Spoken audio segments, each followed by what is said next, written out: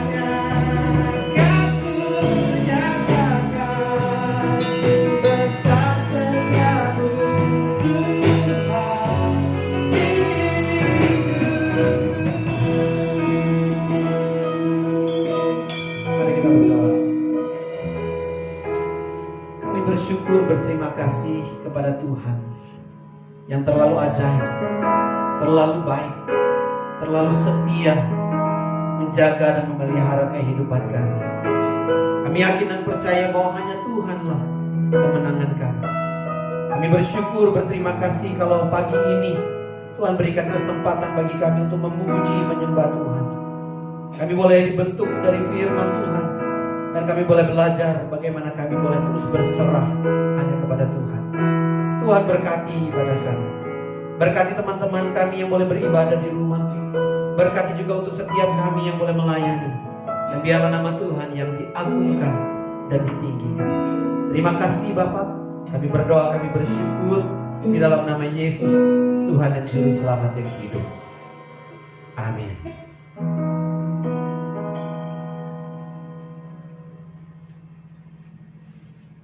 2, 1. Mari kita dengan semangat memuji nama Tuhan. Karena hanya di dalam namanya kita boleh memperoleh keselamatan.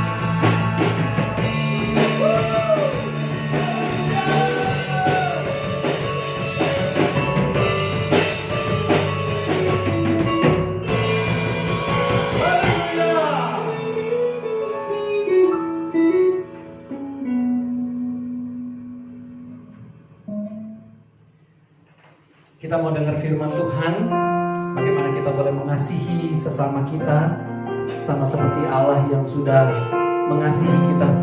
Allah yang setia, tidak pernah meninggalkan kita. Allah yang menjadikan kita miliknya. Dan biarlah kita boleh menjadi seperti Kristus.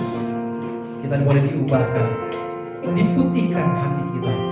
Dan biarlah kasih Tuhan boleh nyata dalam hidup kita. Jadi sepertimu.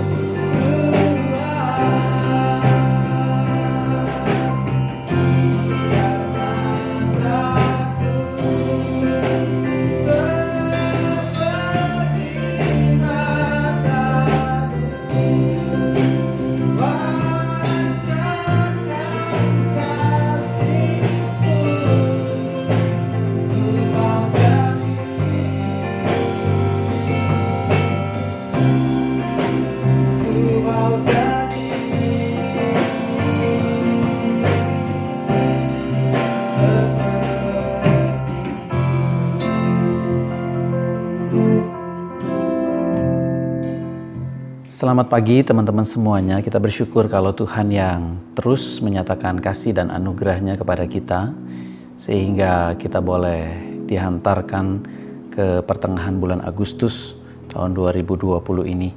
Dan kita bersyukur kalau pada hari ini kita sekali lagi boleh beribadah dan juga menyembah Tuhan, memuji Tuhan. Dan pada pagi hari ini kita akan membahas satu tema, yaitu The Others. The Others, ya, bagaimana kita boleh menjadi remaja-remaja pemuda yang mengasihi sesama dan hidup dengan damai sejahtera bersama dengan orang lain yang mungkin memiliki nilai yang tidak sama dengan kita. Mari sebelum kita membaca dan merenungkan firman Tuhan, mari kita berdoa terlebih dahulu.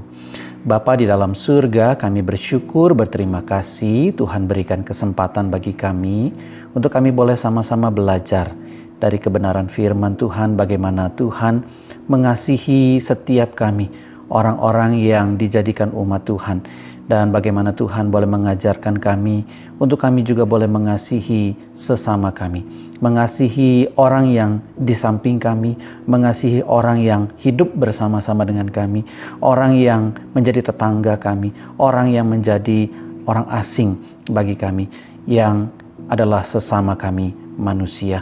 Tuhan yang kiranya boleh memberkati, khususnya ketika kami boleh sama-sama belajar dari kebenaran firman-Mu, nyatakan kasih dan anugerah Tuhan, buat kami mengerti dan mampukan kami juga boleh melakukan kehendak-Mu dalam hidup kami. Terima kasih Bapa, kami berdoa, kami bersyukur di dalam nama Yesus Tuhan Juru Selamat yang hidup. Amin. The Others, ya.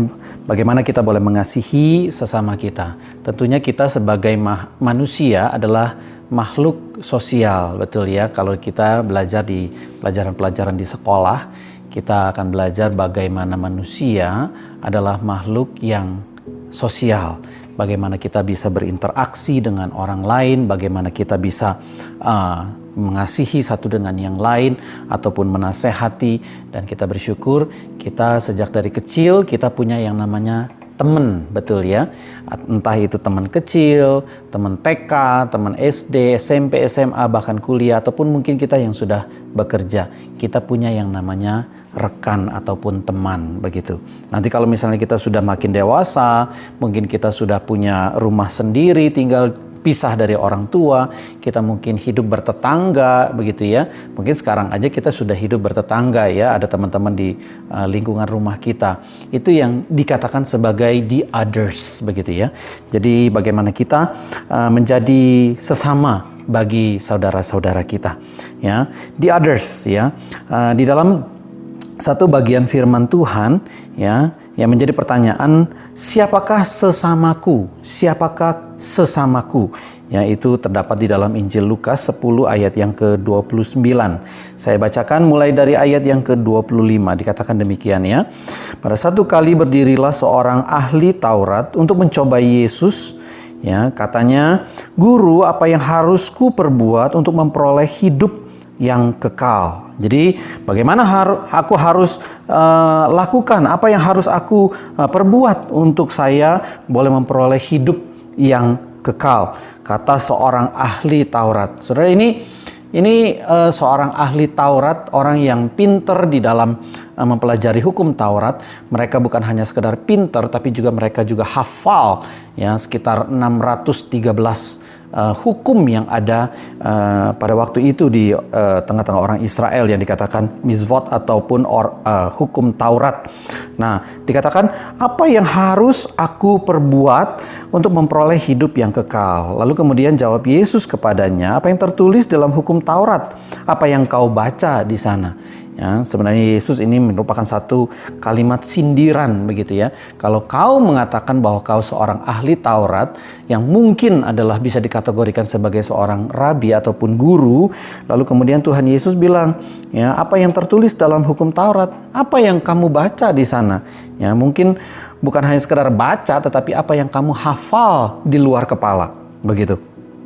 Lalu ayat yang ke-27, jawab orang itu, kasihilah Tuhan Allahmu dengan segenap hatimu dan dengan segenap jiwamu dan dengan segenap kekuatanmu dan dengan segenap akal budimu. Dan kasihilah sesamamu manusia seperti dirimu sendiri. Lalu kata Tuhan Yesus kepadanya, jawabmu itu benar, ya, perbuatlah demikian, maka kamu akan hidup. Ya. Jadi Tuhan Yesus membenarkan pernyataan dari orang ahli Taurat tersebut, ya, bahwa dia mengatakan bahwa mengasihi Allah dengan segenap hati, dengan segenap jiwa, dengan segenap kekuatan, dengan segenap akal budi. Lalu kemudian kalimat yang kedua adalah mengasihi sesama manusia seperti kita mengasihi diri kita sendiri. Tetapi yang menarik adalah di ayat yang ke-29, untuk membenarkan dirinya orang itu berkata kepada Tuhan Yesus, dan siapakah sesamaku manusia? Ya, di dalam terjemahan yang lain dikatakan bahwa siapa sesamaku manusia? Ya, sesama manusia, thy fellow man, thy neighbor, begitu ya. Itu di dalam terjemahan yang sedikit berbeda. Nah, yang menarik adalah begini, setelah Tuhan Yesus atau peristiwa tersebut, Tuhan Yesus menceritakan tentang orang Samaria yang baik hati, yang beberapa minggu kemarin atau bulan lalu itu kita sudah pelajari. Orang Samaria yang baik hati. Kita tahu sama-sama orang Samaria yang baik hati ini bertemu dengan orang yang baru dirampok. Bukan hanya sekedar dirampok tetapi juga dipukuli. Tetapi orang Samaria ini berhenti, lalu kemudian karena belas kasihannya dia membantu orang yang baru dirampok dan dipukuli tersebut. Lalu kemudian untuk ditempatkan di sebuah penginapan yang terdekat. Nah, lalu kemudian dia mengambil tanggung jawab untuk membayar dalam merawat orang tersebut, ya, untuk perawatan dia. Setelah menetapkan fakta bahwa sesama manusia adalah orang yang memiliki belas kasihan dari orang yang asing yang membutuhkan, maka Tuhan Yesus mengatakan bahwa kepada ahli Taurat tersebut, orang yang menanyakan itu, pergi dan perbuatlah demikian. Nah, yang menarik adalah begini, pertanyaannya adalah siapa itu manusia? Siapakah sesama manusia? Ya, sesama manusia adalah kita tahu sama-sama, ya. Sesama manusia itu adalah sesama makhluk Adam, merujuk kepada seluruh umat manusia, ya. Ada hukum yang pertama yang diucapkan Allah adalah hukum jangan membunuh sesama manusia. Jadi ada satu perintah yang pertama yang dikeluarkan oleh Tuhan Allah pada waktu itu, dikatakan di dalam Kejadian 9 ayat yang ke-5 dan yang ke-6, itu dikatakan bahwa jangan membunuh sesama manusia. Ya. Jadi hukum pelarangan pembunuhan sesama manusia ini merujuk kepada kejahatan yang sudah diperbuat oleh pembunuh yang pertama. Siapa namanya? Kain. Ya. Jadi Kain itu menjadi satu contoh kejahatan yang cukup besar, bahkan mungkin yang paling besar. Kenapa? Karena orang yang dia bunuh bukan hanya sekedar sesama manusia, tetapi orang yang satu kandungan dengan dia. Karena mereka berdua adalah anak dari Adam dan Hawa. Satu papa, satu mama bisa saling bunuh-bunuhan. Dan itu merupakan satu kekejian yang dianggap oleh Tuhan sebagai satu perbuatan yang keji, kira-kira begitu ya. Nah, jadi Tuhan menetapkan satu larangan untuk membunuh, dan ini merupakan satu hukum yang pertama yang Tuhan berikan kepada manusia, gitu. Ya, setelah mereka jatuh dalam dosa atau setelah mereka keluar dihukum dari air bah. Nah, Kejadian 9 ayat yang ke-5, ya, dikatakan begini, tetapi mengenai darahmu, yakni nyawamu, aku akan menuntut balasnya. Dari segala binatang aku akan menuntutnya, dan dari setiap manusia aku akan menuntut nyawa sesama manusia. Ya, siapa yang menumpahkan darah manusia, darahnya akan tertumpah oleh manusia. Sebab Allah membuat manusia itu menurut gambarnya sendiri. Jadi Tuhan itu memberikan satu ketetapan, satu hukum, satu perintah bahwa manusia tidak boleh saling bunuh-membunuh. Kenapa? Karena manusia diciptakan menurut gambar dan rupa Allah. Ya, membunuh manusia itu berarti membunuh sesama saudara. Ya, tindakan mencabut nyawa sesama itu adalah satu perbuatan yang salah. Jadi Allah mengingatkan bahwa Dia sudah membuat manusia itu menurut gambar dan rupanya. Gambar dan rupanya sendiri. Lalu kemudian Allah itu sudah membuat gambar dan rupanya di dalam diri manusia, menerangkan bahwa betapa seriusnya itu pembunuhan adalah merupakan satu kejahatan. Jadi orang yang membunuh, dia yang membunuh suatu makhluk yang mulia yang diciptakan menurut gambar dan rupa Allah sendiri. Nah, sekarang yang kedua ya, yang menjadi pertanyaan, mengasihi sesama. Bagaimana kita menjadi anak-anak Tuhan yang diberikan satu perintah supaya kita tidak membunuh sesama kita manusia, tetapi Tuhan memberikan satu perintah yang baik begitu ya. Mengasihi sesama. Dikatakan begini ya, di dalam Imamat 19 ayat yang ke-18. Imamat 19 ayat yang ke-19 ayat 18 dikatakan demikian. Janganlah engkau menuntut balas dan janganlah menaruh dendam terhadap orang-orang sebangsamu, melainkan kasihilah sesamamu manusia seperti dirimu sendiri. Akulah Tuhan. Ya.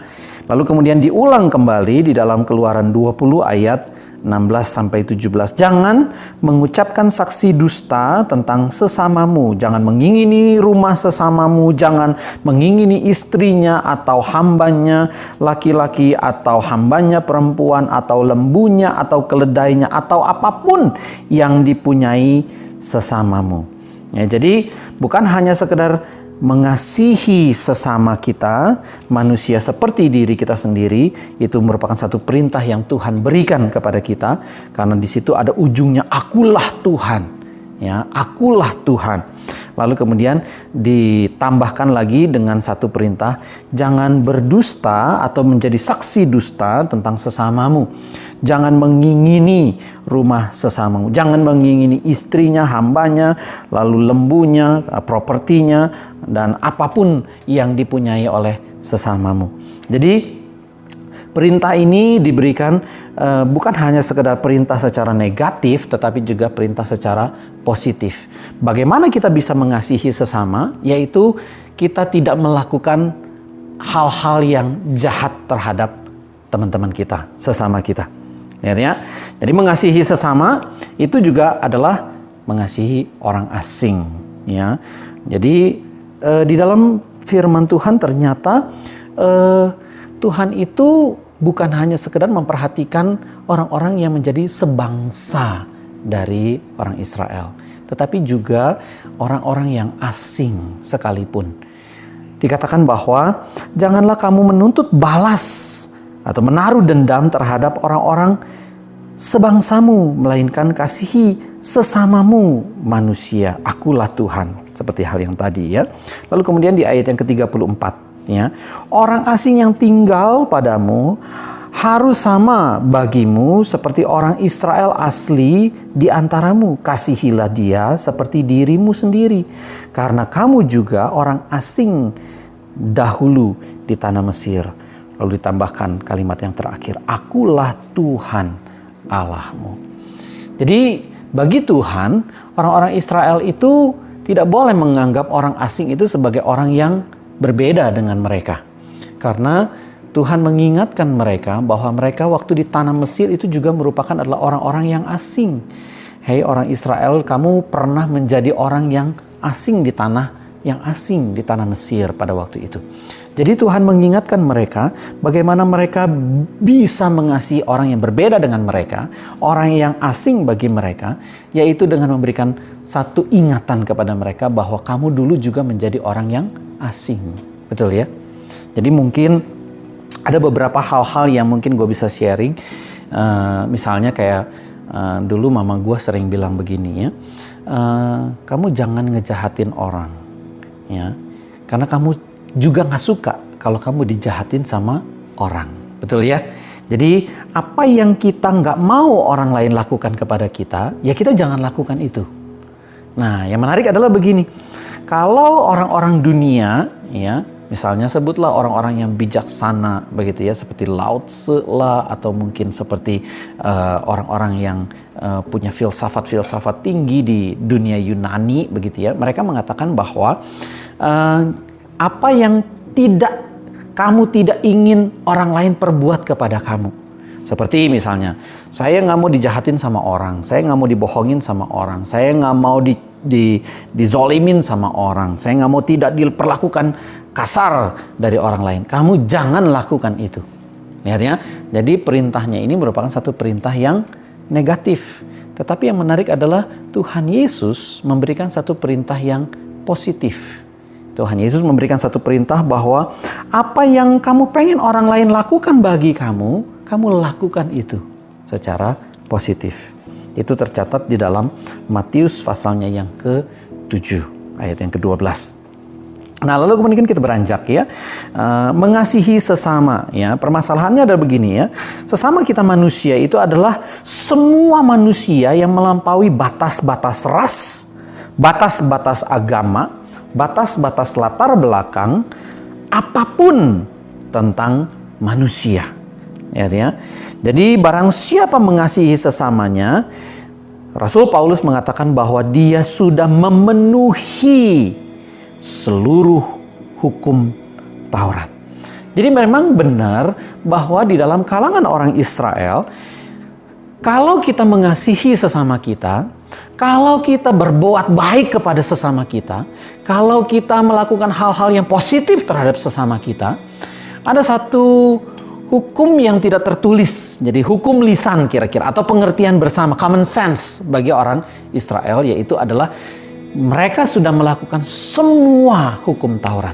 Jadi hukum Taurat itu bukan hanya sekedar 10, tetapi ada 613 hukum yang positif dan juga hukum yang negatif. Ada hukum yang anjuran suruh melakukan ini dan melakukan itu, tetapi juga ada anjuran yang secara negatif, jangan kamu lakukan ini, jangan lakukan itu. Ada sekitar 613 hukum.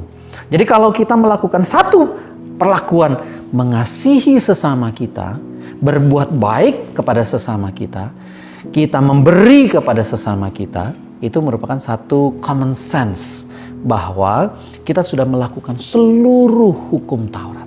Bukan hanya 10, 600 lebih. Bisa lihat ya. Jadi ini satu hal yang Tuhan Yesus ingatkan kepada seorang ahli hukum, ahli Taurat. Ya, tetapi juga Paulus juga mengingatkan ya bahwa dia menyatakan kepada jemaatnya di Roma yang juga ada beberapa notabene adalah orang-orang Israel atau orang-orang Yahudi, barang siapa mengasihi sesamanya manusia, dia sudah memenuhi hukum Taurat. Nah, lihat ya. Nah, di others ya. Bagaimana kita mengasihi sesama, ini merupakan satu perintah ya, dikatakan begini ya. Perintah untuk mengasihi sesama seperti kita mengasihi diri kita sendiri, itu merupakan satu hukum yang utama. Lihat ya. Jadi ternyata konsep itu bukan hanya sekedar dimiliki oleh Rasul Paulus. Nah, perhatikan di dalam Yakobus 2 ayat yang ke-8 dikatakan demikian ya.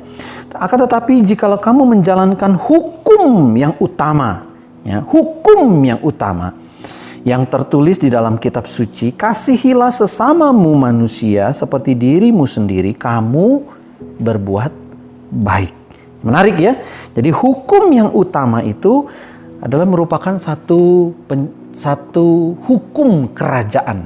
Kerajaan siapa? Kerajaan Allah. Ya. Jadi common sense-nya bagi orang-orang Yahudi adalah bukan hanya sekedar melakukan hukum Taurat, 10 hukum Taurat, melakukan 600 lebih hukum Taurat, atau hukum larangan jangan ini, jangan itu, ataupun hukum yang positif, kamu anjuran untuk melakukan ini dan melakukan itu. Tetapi juga dikatakan bahwa mengasihi sesama seperti kita mengasihi diri kita sendiri, itu merupakan satu hukum yang utama. Itu merupakan satu hukum yang utama atau hukum kerajaan. Lihat ya, menarik sekali apa yang dituliskan oleh saudara Tuhan Yesus, yaitu Yakobus. Lihat ya. Nah, jadi saya sedikit mau mengulang apa yang sudah dijelaskan oleh Rasul Paulus dan juga Yakobus. Lalu kemudian Rasul Yohanes menegaskan sekali lagi di akhir-akhir kehidupannya dia menuliskan surat yaitu dikatakan bahwa saudara-saudaraku yang kekasih, marilah kita mengasihi. Marilah kita mengasihi satu dengan yang lain. Marilah kita mengasihi, sebab kasih itu berasal dari Allah. Lihat ya, kasih itu berasal dari Allah. Dan setiap orang yang mengasihi itu lahir dari Allah. Setiap orang yang mengasihi itu lahir dari Allah. Jadi artinya kalau kita tidak mengasihi, kemungkinan kita tidak lahir dari Allah. Dan orang yang mengasihi bukan hanya sekedar lahir dari Allah, tetapi juga mengenal Allah. Orang yang mengasihi lahir dari Allah dan mengenal Allah. Lalu kemudian di ayat yang ke-20 sampai ayat yang ke-21. Jikalau seorang berkata aku mengasihi Allah dan dia membenci saudaranya, maka ia adalah seorang pendusta, pembohong. Karena barang siapa tidak mengasihi saudaranya yang dilihatnya, tidak mungkin dia mengasihi Allah yang tidak dilihatnya. Jadi saudara kita, sesama kita, orang yang kita lihat aja kita nggak mengasihi dia. Yang kita lihat aja kita tidak mengasihi dia. Bagaimana Allah yang tidak kita lihat? Adalah satu kebohongan besar. Kalau kita mengatakan aku mengasihi Allah sementara aku membenci saudaraku. Saudara, istilah membenci itu merupakan satu istilah yang dipakai oleh Tuhan Yesus disamakan dengan pengertian membunuh. Makanya di awal kita mempelajari bahwa jangan membunuh sesama kita. Tuhan Yesus lebih dalam lagi mengajarkan kepada kita, bukan hanya sekadar perbuatan jahat, membunuh itu adalah perbuatan jahat, tetapi membenci juga disamakan dengan membunuh. Kalau kita datang beribadah kepada Allah, sementara kita ingat kita masih berperkara dengan saudara kita, tinggalkan korban bakaranmu, kembali ke saudaramu, berbuat baiklah, berelasilah dengan baik dengan saudara, dengan sesama kita. Jadi lihat ya, inilah perintah yang kita terima dari Dia. Barang siapa mengasihi Allah, dia juga harus mengasihi saudaranya. Nah, kalimat ini merupakan satu ingatan apa yang Yohanes sudah diberikan satu pengajaran oleh Tuhan Yesus. Bahkan sekalipun orang Samaria tidak mengenal, bahkan mungkin dianggap sebagai orang kafir, orang yang tidak berguna, mungkin dianggap sebagai satu julukan gogok gitu ya, binatang. Tetapi orang Samaria ini punya hati yang lebih daripada manusia biasa, lebih daripada pelayan-pelayan Tuhan seperti imam dan Lewi, yang kalau kita beberapa waktu kemarin sudah pelajari dalam orang Samaria yang baik hati. Orang Samaria ini tidak mengenal dia, tapi justru menghampiri orang yang sudah dirampok, sudah dipukuli babak belur, dan merawat dia, bertanggung jawab atas perawatannya.